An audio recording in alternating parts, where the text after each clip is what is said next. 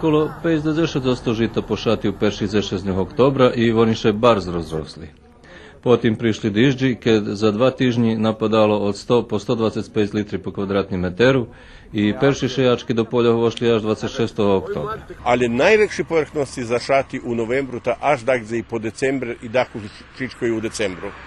Teraz ktorejších deň ešte jeden bežal zo mašinu, najskorej znal svoje príčiny, prečo zašlo žito tak pozno. Máme šťastie, že nám mehká chvíľa, máme nadosť vlahy, temperatúry ponad 3 stupni, žito robí. I za teraz môžeme povedať, že také obstaviny na poľoch.